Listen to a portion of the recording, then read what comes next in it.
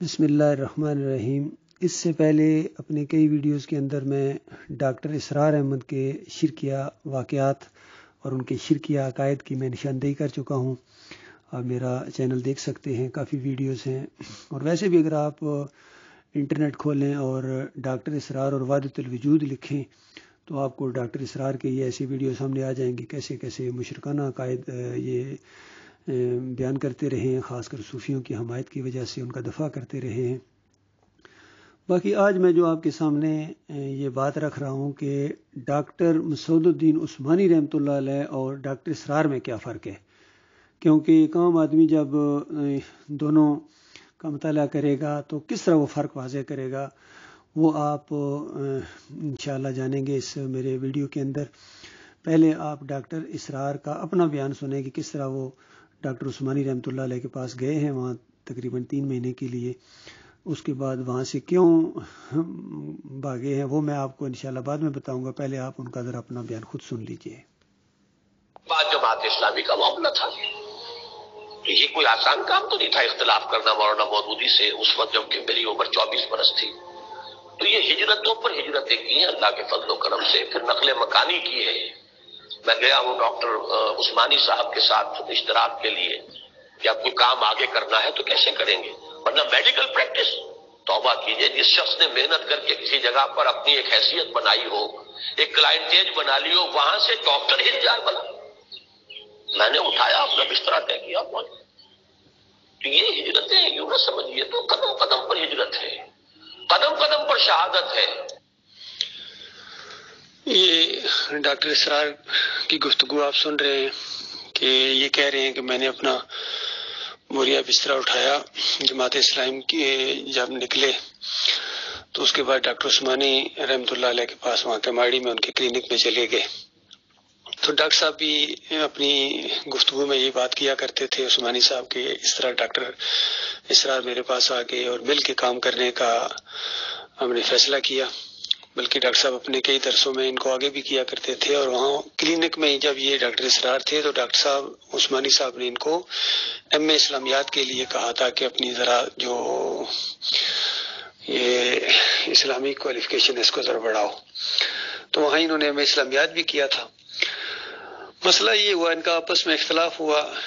کہ ڈاکٹر صاحب رحمۃ اللہ علیہ جب کبھی درس دیتے تھے اور رد شرک میں جب یہ طاغوتوں کے نام آتے تھے کہ دین کو بگاڑنے والے، خاص کر صوفیوں، اور دوسرے یہ اعلیٰ حضرت اور دیوبندیوں کے بڑے علماء خاص کر محمود الحسن اور شاہ ولی اللہ کا خاندان جو ہے، ان کا جب ذکر آتا تھا ڈاکٹر صاحب رحمۃ اللہ علیہ، ڈاکٹر عثمانی رحمۃ اللہ علیہ، جب میں رحمۃ اللہ علیہ کہوں تو اس کا مطلب ہے ڈاکٹر عثمانی رحمۃ اللہ علیہ۔ اور اس وقت جب ڈاکٹر صاحب پھر نشاندہی کرتے تھے تو ڈاکٹر اسرار صاحب کو تکلیف ہوتی تھی اور یہ کہتے تھے کہ آپ کسی کو چھوڑتے ہی نہیں، آپ کسی کو۔ تو عثمانی صاحب کہتے تھے جب یہ شرک کرتے رہے ہیں، شرک پھیلاتے رہے ہیں اور ان کا میں نام لیتا ہوں تو آپ کو پریشانی کیوں ہو جاتی ہے؟ پھر ایک دن ساتھی بتاتے ہیں کہ ڈاکٹر عثمانی رحمۃ اللہ علیہ نے نام لیے بغیر ان سے کہا کہ اگر کوئی آدمی اس طرح کے دعوے کرے کہ اس نے گھوڑے کی عمر عورت کو لگا دی، عورت کی عمر گھوڑے کو لگا دی، یا کسی نے مردے کو زندہ کر دیا، تو اس کے بارے میں آپ کیا کہیں گے؟ تو ڈاکٹر صاحب کہنے لگے یہ تو مشرکانہ کافرانہ زندیق ہوگا ایسے دعوے کرنے والا۔ ڈاکٹر عثمانی رحمۃ اللہ علیہ نے الفاظ العارفین آگے رکھ دی کہ یہ شاہ ولی اللہ صاحب فرماتے ہیں اس طرح کی باتیں۔ تو لا حول ولا قوت پڑھنے کے بعد کہتے ہیں کہ ڈاکٹر صاحب آپ نے اتنے بڑے محدث اور اتنے بڑے عالم دین کے لیے میرے منہ سے ایسے الفاظ نکلوا دیے۔ تو پھر یہ چڑھتے تھے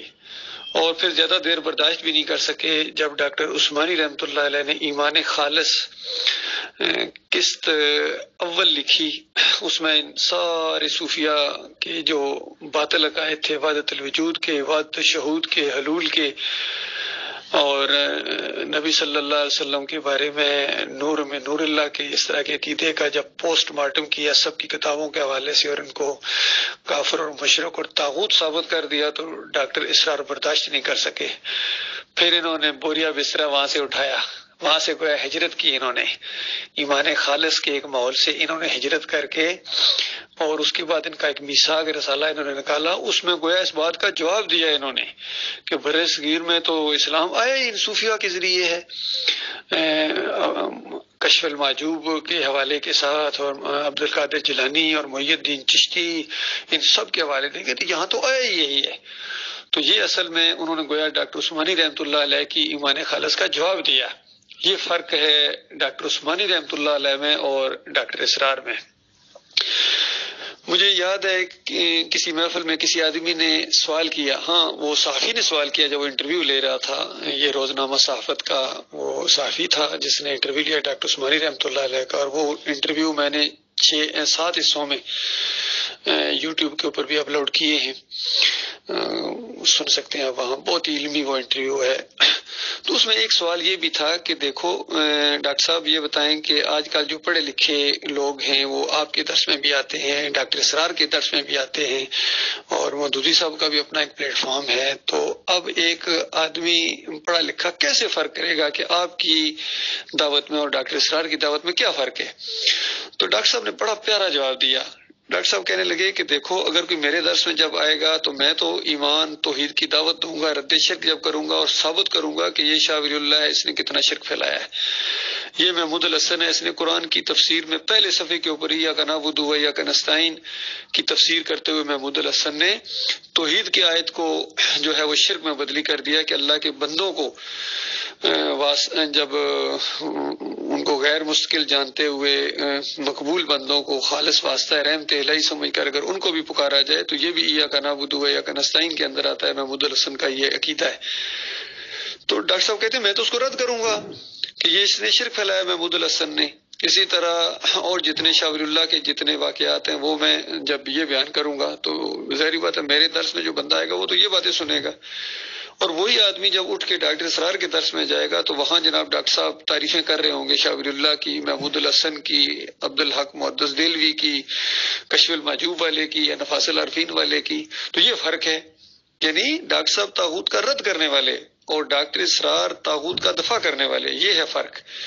اور پوری طرح یہ دفاع کرتے رہے، پوری زندگی وحدت الوجود کے ان مشرکانہ عقائد کا ڈاکٹر اسرار دفاع کرتے رہے۔ اور پھر اس کے بعد انہوں نے یہ جو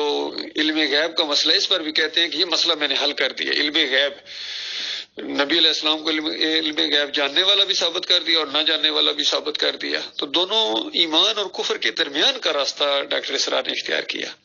اسی طرح نور اور بشر کے اوپر بھی اگر آپ ان کا وہ ویڈیو دیکھیں اس کے اندر بھی بذات خود کہتے ہیں نور بھی ہیں اور وہ جو ہیں وہ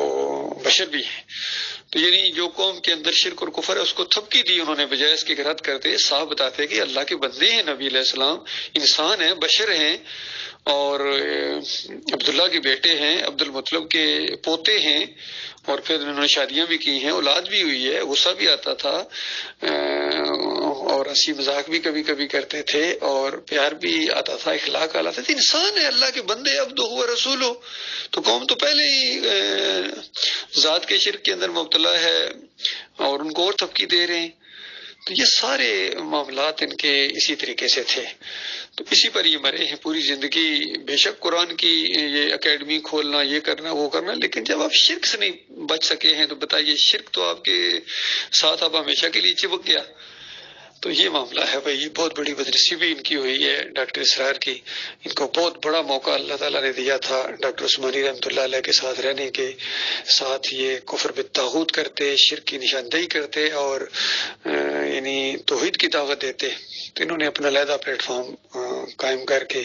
تنظیم اسلامی کے نام سے ایک معاملہ شروع کر دیا۔ آگے ان کے بیٹوں نے اس کو اور ذریعہ معاش بنا کے اب کتابوں کو آگے پیچھے بیچتے بھی ہیں، سب کچھ کو دین کو معاش کا ذریعہ انہوں نے بنا لیا ہے۔ تو یہ ان کی بدبختی ہوئی ہے بھائی، اسی کے اوپر، اسی شرک کے اوپر ان کی موت آئی ہے۔ تو یہ بہت بڑی بدبختی، اللہ تعالیٰ سے برے انجام سے اپنی پناہ پر رکھے۔